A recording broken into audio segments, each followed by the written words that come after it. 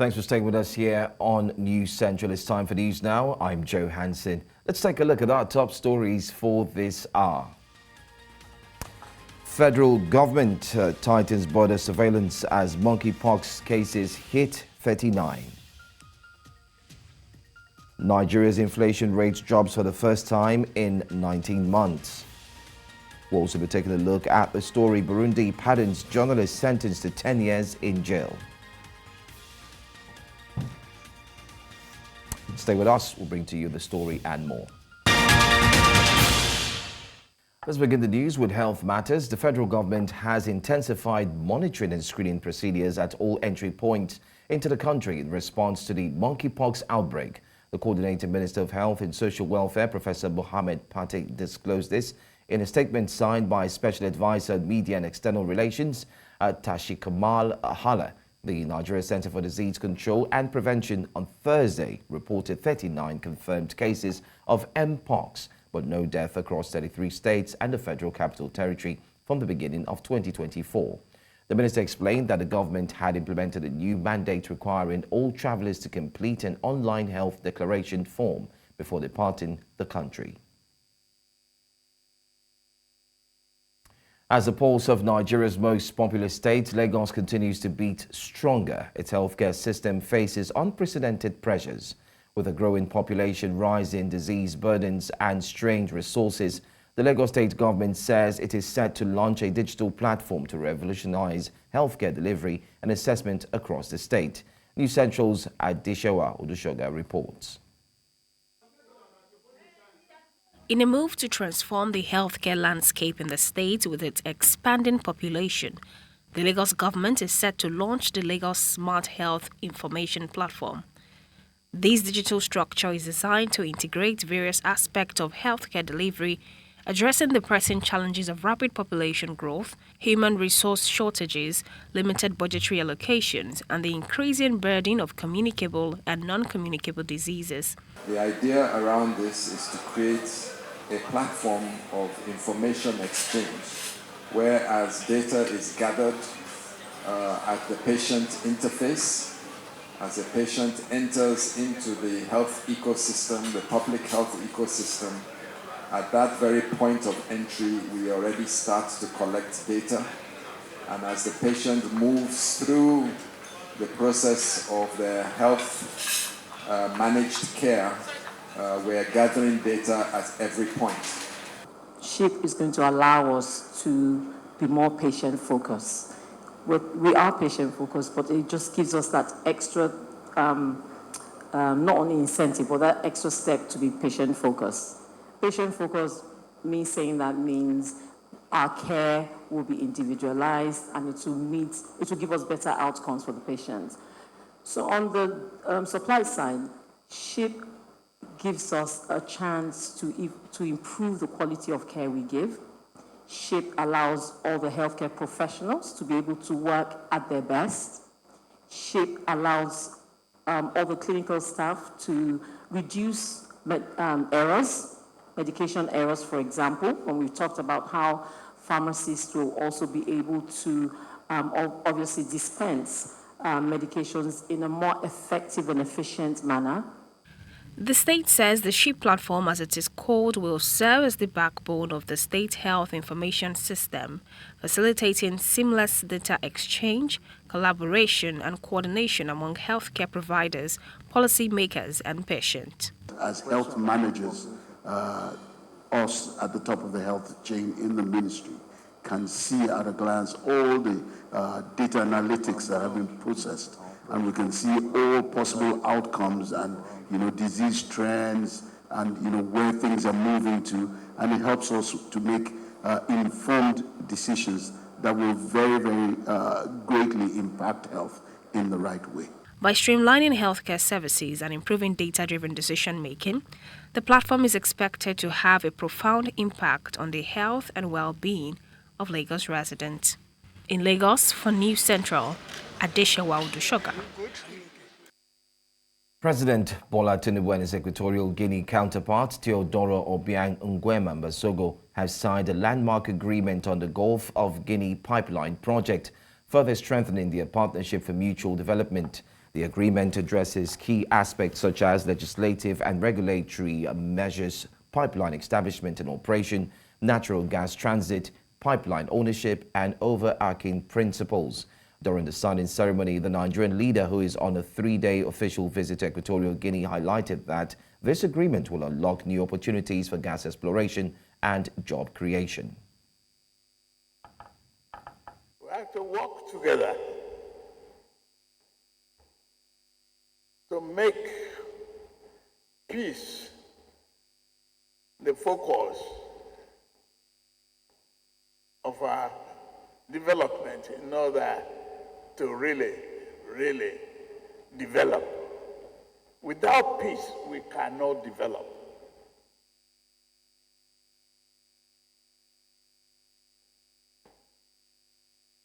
Our problem is not that we don't understand what to do. We identify them, we understand what to do. Our problem is how and when we should do that. The federal government of Nigeria has accused a Chinese company, Zhongshan Fucheng Industrial Investment Co. Limited, of subterfuge after a French court ruled in favor of the firm and granted a seizure of presidential jets belonging to the Nigerian government. In a statement on Thursday, presidential spokesman Bayo Nanuga alleged that the Chinese firm is trying to take over offshore assets of the federal government of Nigeria through subterfuge. In a dispute involving an arbitration award, the court in Paris ruled in favor of the Chinese firm, allowing it to seize 3 presidential jets on routine maintenance in France as security for claims in a decades-long judicial matter between the foreign company and the Ogun State government. To some business-related stories, Nigeria's headline inflation rate has experienced its first decline since December 2022, dropping from 34.19% to 33.40% in July 2024. This information was revealed in the Consumer Price Index inflation report released by the National Bureau of Statistics on Thursday. The report highlighted a 0.79% decrease in headline inflation for July. However, the July inflation figure remains 9.32% higher than the rate recorded in the same period in 2023. On a month-on-month basis, the headline inflation rate for July 2024 stood at 2.28%, slightly lower than the 2.31% reported in June 2024. Well, joining me to discuss this is Head HNI and Corporates of Cowrywise Financial, Oyeyinka Oyeko. Thank you so much for being here, Oyeyinka. Mr. Oyeko, can you hear me?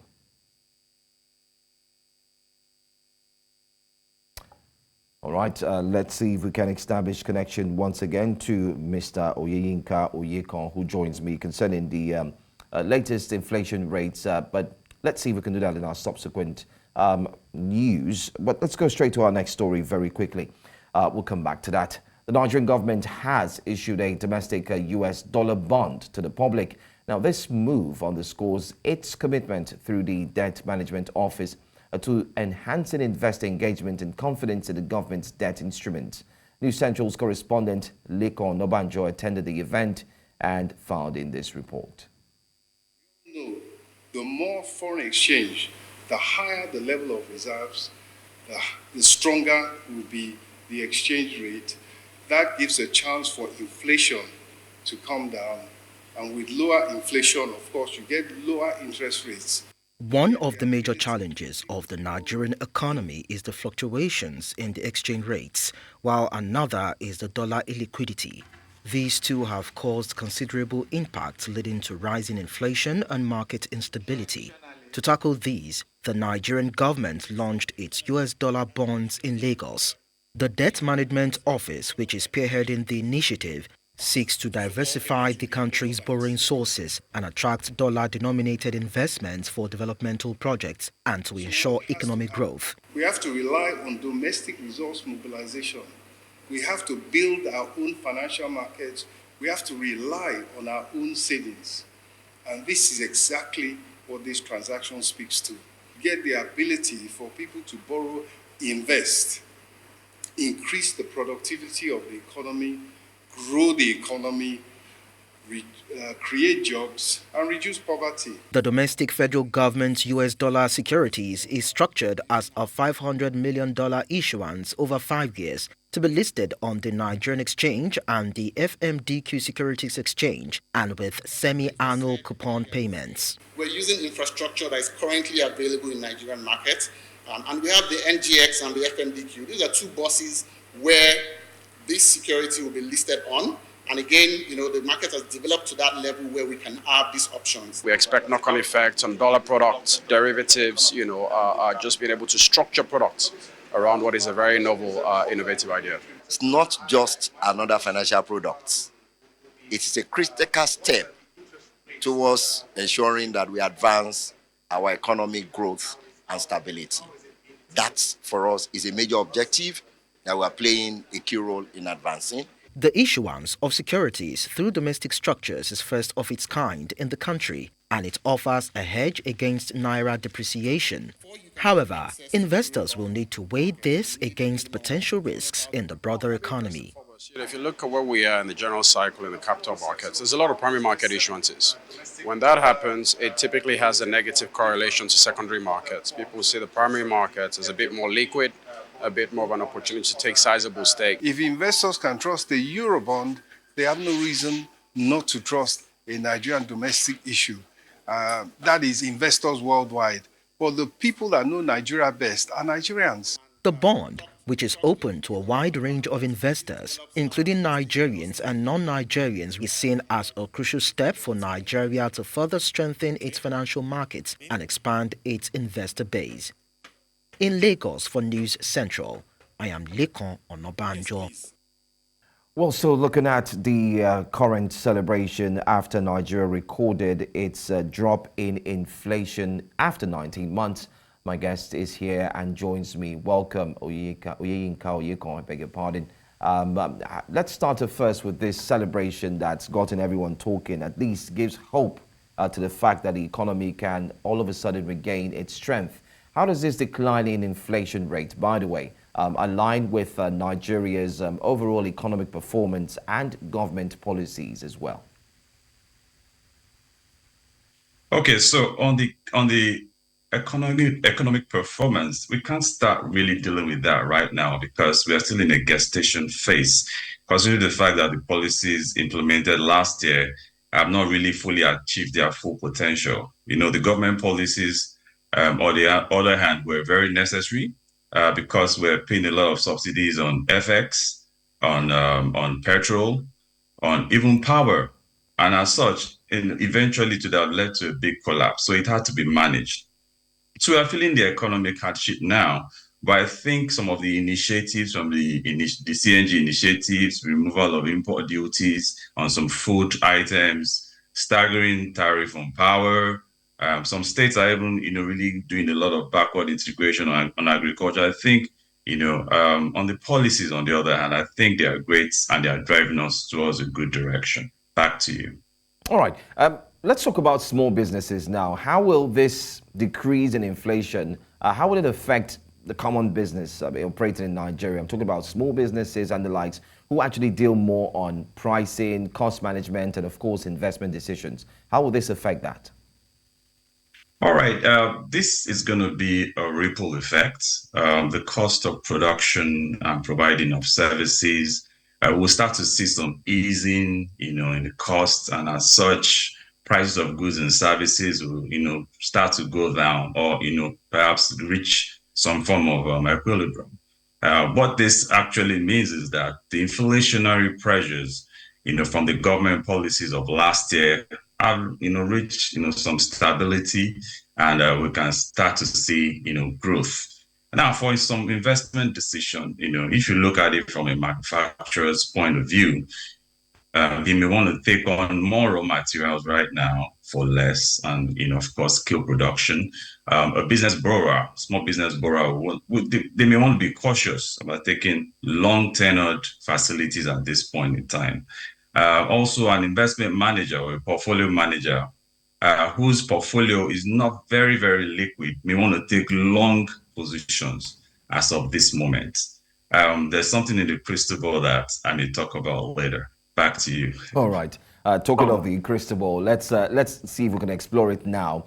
What specific policy measures does your crystal ball see that Nigerian government can actually implement to further reduce inflation and then promote sustainable economic growth? All right, very good question and very, very intelligent. You know, really, this is not just a cup of tea for the federal government. The subnational government has to be on deck. The local government has to be on deck. Of course, they take a larger percentage of the responsibility.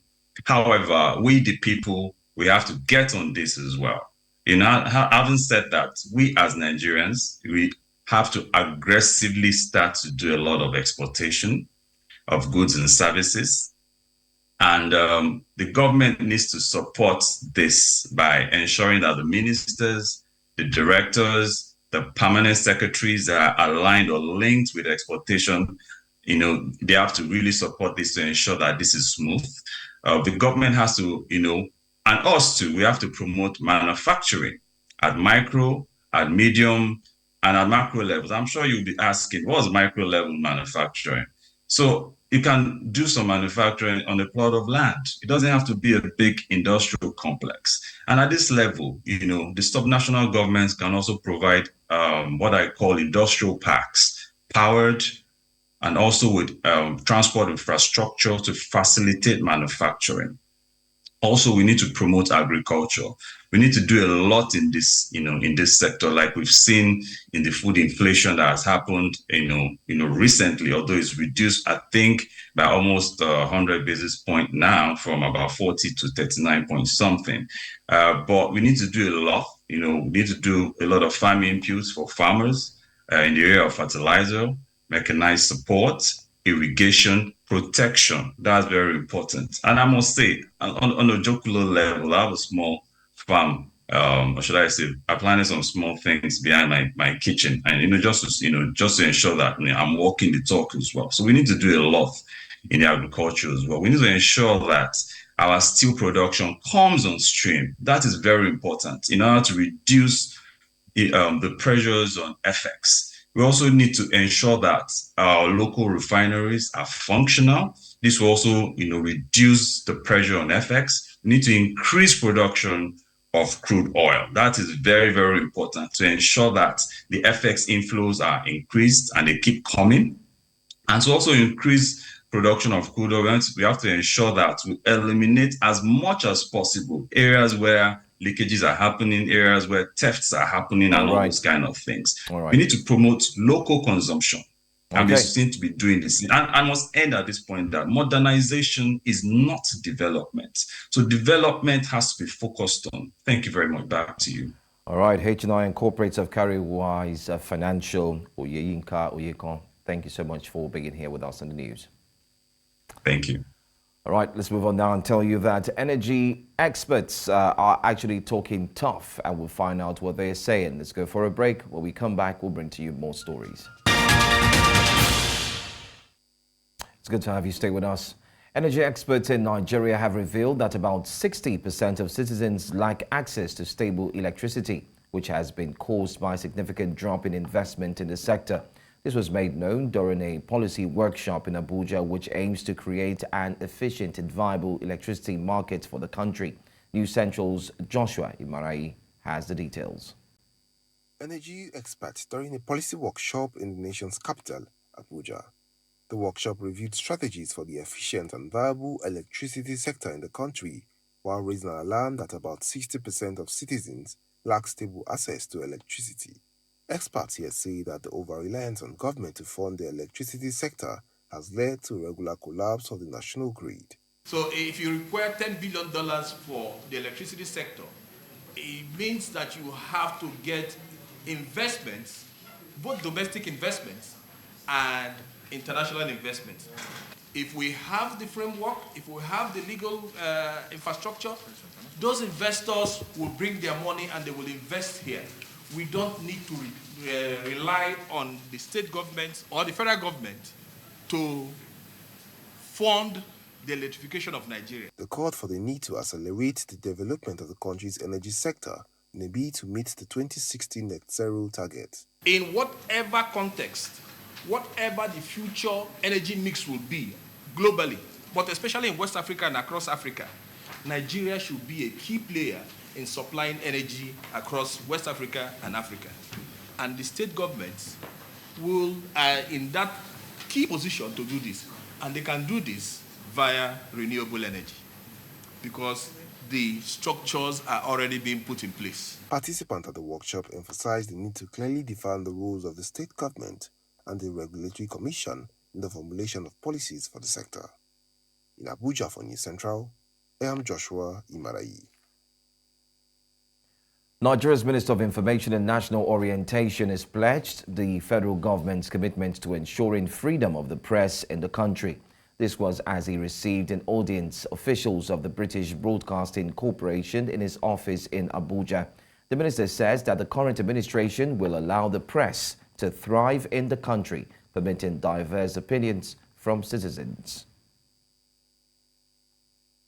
We're committed to continuing with that mission and to growing our audience here in Nigeria, particularly those audiences who find consumption of news more challenging, perhaps those who are not as capable of getting news digitally as other parts of the country.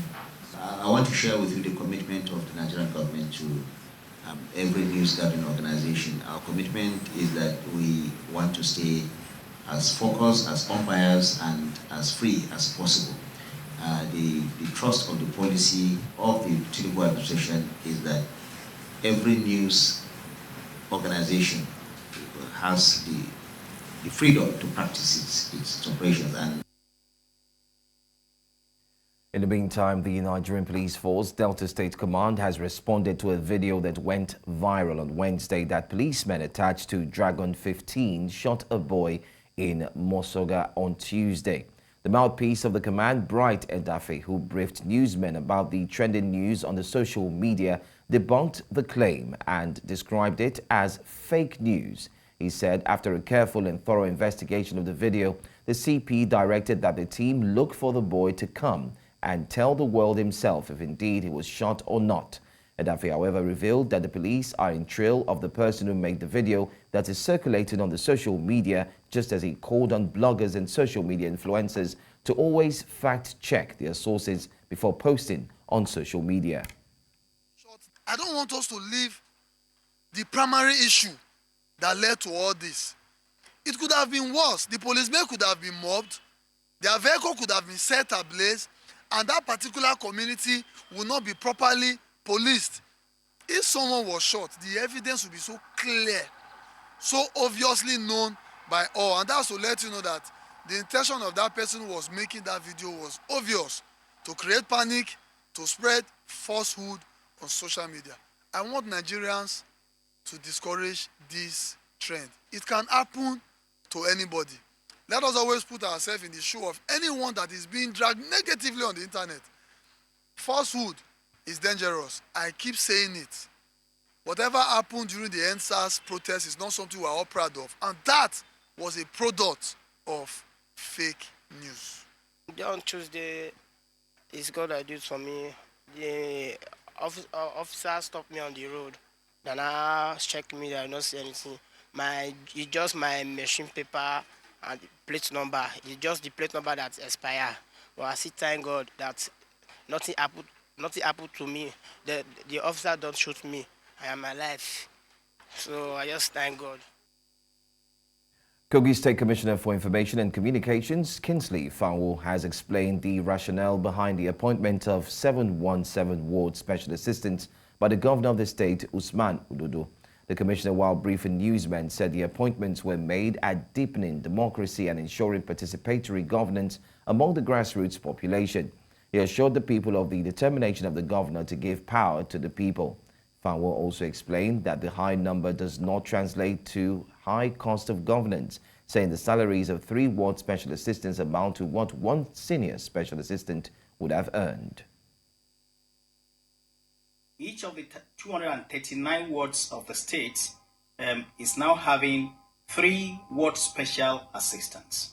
And the rationale behind it is to ensure that the governor is able to build a formidable foot soldiers across the 239 wards to be able to propagate the projects, policies, and programs of the government for the proper mobilization of the grassroots population. This is as a result of the policy of the present administration in the states to ensure that the people at the grassroots receive a lot of attention and also carried along in governance. Now they have a very great sense of belonging because people that are appointed as ward special assistants are people who sleep and wake up in those wards. If you stay in another ward, you cannot be appointed to be ward special assistant. And now to security matters. Nigeria's federal government is set to ramp up the production of ammunition, small arms and light weapons and defense system for its armed forces. This followed the signing of a memorandum of understanding and joint venture agreement between Nigeria's Ministry of Defense, the Defense Industries Corporation of Nigeria, and the National Agency for Science and Engineering Infrastructure. Amadine Uyi has more. The MOU is expected to help establish an ammunition production factory in Nigeria. Those in attendance say Nigeria will now join global players capable of indigenous manufacturing of small arms and light weapons, including defense systems in its military-industrial complex. This MOU and joint venture partnerships opens new doors and new avenues for us to be able to put our security architecture and infrastructure within our own hands. It is our firm belief that through this partnership we will lay the foundation of a self-reliant defense industry that can meet the needs of our armed forces and contribute to Nigeria's economic growth. We need to leave a legacy that even if we are not here today, people will keep on remembering that yes, there was a time that the so-so person has initiated a process that yields results that we are now benefiting from it. The executive director of the National Agency for Science and Engineering Infrastructure says that the MOU will ensure that Nigeria's Defense Industries Corporation lives up to its responsibility of equipping the nation's armed forces. The military industrial complex will serve as a hub for the development of production, maintenance of military equipment ranging from small arms and advanced defense systems. The Minister of State for Defense says that Nigeria's military-industrial complex has achieved tremendous successes in recent times, despite its slow growth. This was also supported by the Minister of Steel Development, who assured that the nation's steel complex in Ajaokuta is ready to render its support and fulfill obligations expected from the Defense Industry Corporation. The Ajaokuta steel plant provides the perfect platform for the military-industrial complex. Ajaokuta, as most of you already know, sits on about 24,000 hectares of land, which is almost the size of Abuja. We have been traveling all over the world and we see how the manufacturers, local manufacturers are developing their countries. But unfortunately, Nigeria, for 60 years, we are not doing anything for 60 years. But today, the narration has changed. The MOU also guarantees millions of jobs for youths in the country as production commences at the Ajaokuta Steel Complex. In Abuja for News Central, I am Amadine Uyi. Full business activities have begun within the Jos Bukuru metropolis as Governor Caleb Bufang had lifted the curfew earlier imposed on the area. Economic activities had been obstructed, accounting for a decline in the revenue generation of the state through individual and group business activities. News Central's Chizoba Nyonwe tells us more. 4th August was the day a 24-hour curfew was imposed by the governor of Plateau State, resulting from unrest by youths in Bauchi and Zololo Junction areas of Jos, on the fourth day of the peaceful hashtag End Bad Governance in Nigeria protest in the state. Since then, residents had no choice than to observe the curfew hours for the safety of both lives and property within the Jos Bukuru metropolis. Following calls for further reviews of the curfew, the governor gave heed and did the needful. It's because of the compliance with the curfew, and of course, the security has improved, and the intelligence community have given us an intelligence that is favorable, that they can manage. If you notice, we lifted it in bits, and now we've lifted it in its entirety. And we want to thank Plateau people for the compliance, for their resolve to cohabit peacefully with one another, and of course, for the ambience of tranquility that we have created. For some residents who spoke to News Central, it is a welcome development. I can assure you that the citizens of Plateau can sleep with their two eyes closed, knowing that we are on ground to ensure that their safety is our priority. They have been helping us with useful information, and I also want to confirm to them here that their information being given to us is effectively used. With the assurance of security on the plateau, residents are urged not to relent in feeding security operatives with relevant information. We thank God what the governor did, because he did it because of to protect the life of people and the properties of people. We thank God that the governor did very well. They removed the coffee and many people go back to their businesses. Nothing is happening again. We thank God for that. We have missed a lot of things outside there. But finally, when it has been lifted, you can see people moving out like animals that were caged. So we thank God for the governor have seen our plea and he has lifted off the curfew. As people go about their lawful businesses, it is hoped that they continue to be law-abiding, maintaining peace, so that the kind of unrest that happened, that brought about this curfew, would not happen again. In Jos for News Central, Chizoba Anyowe. Coming up next, Burundi pardons jailed journalist Floriane Irangabiye. We'll tell you all about that story in a moment.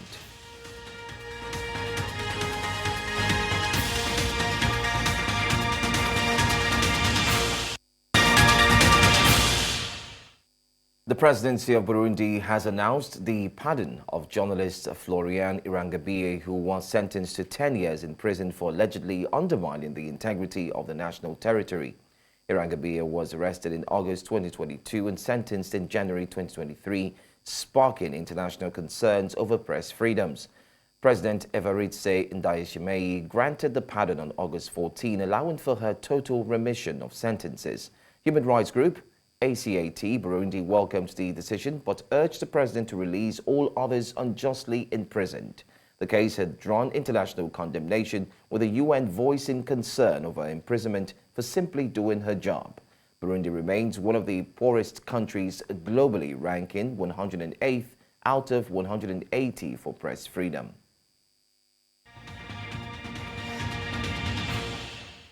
In July 2024, Ghana's inflation rate dropped to 20.9%. This indicates a 1.9 percentage point drop from the 22.8% recorded in June. The Ghana Statistical Service reports that in June 2024, food inflation decreased to 21.5% from 24.0%, and non-food inflation decreased to 20.5%. In a news conference, government statistician Professor Samuel Kubina Anim said that the inflation rate for imported goods had similarly decreased from 17.5% to 15.6%. He ascribed this to the cedi's stability in July 2024. Well, joining me now to discuss this is financial analyst and investor advisor Patrick Abankwa. Thank you for joining us, Patrick. Thank you for having me this morning on your show. All right. So what are the primary factors that contribute to the decline in Ghana's inflation rate from June to July 2024? I would say that the decline in Ghana's inflation, as you rightly said, from June to July 2024, can be attributed to several interconnected factors. I think the first that we all need to know is the stabilization of the exchange rate within the last 2 or 3 months. Don't forget, we started the year with the cedi depreciating very fast against the US dollar and the euros and pounds. But for the last 2 or so months, the rate of depreciation has stabilized. And that meant that the rate at which prices were going up have also come down a bit or slowed. Secondly, government's measures to control monetary expansion, such as tightening their monetary policy, have also contributed to cooling down the economy within the period. Additionally, you can also look at the gradual improvement in our food supply, particularly with the harvest season underway, which has eased price pressures on essential food items. Then, of course, the declining trend in the global commodity prices, especially with fuel, has also dampening effect on the economic challenges that we are facing. So once that improves, it means that domestic inflation will also improve. All right. Anyway, let's look at why is the inflation rate for locally produced items still higher? It's at 23.3%. I mean, despite the overall decrease in inflation. Ghana, historically, we still have issues with our structural challenges. And that leads to inefficiency with our production and distribution chains when it comes to food inflation. And that's coupled with the fact that we still have a relatively weak currency, which sometimes contribute to elevated costs for these local producers. The pass-through effect of high energy prices in Ghana, particularly for electricity and fuel, on the production process exposes some inflationary pressures for these local producers. And that means that additionally, if we continue to rely on imported raw materials and components that these local sellers have to add to their costs, it leads to an amplified cost pressure for these local manufacturers. And that's why we see local and domestic inflation being higher for food as compared to the overall inflation of the country. All right. Anyway, what impact do the high inflation rates in sectors like electricity, housing, water, and also gas have on the broader economy? Inflation on the housing, water, electricity, for me, they have significant ripple effects on the broader economy. Because one, they erode purchasing power of the consumer. It reduces consumer disposable income and also dampen overall consumption pattern of consumers. Moreover, these sectors are crucial inputs for businesses, and increased costs can lead to higher production expenses, reduce profit margins of these businesses, and potentially sometimes even lead to job losses. So pressures can hinder economic growth, which can lead to income inequality in most cases and create some social unrest. And that's why these sectors are critical, that government over the years have to put an eye on them because they are holding the general fiber of our finance as a country.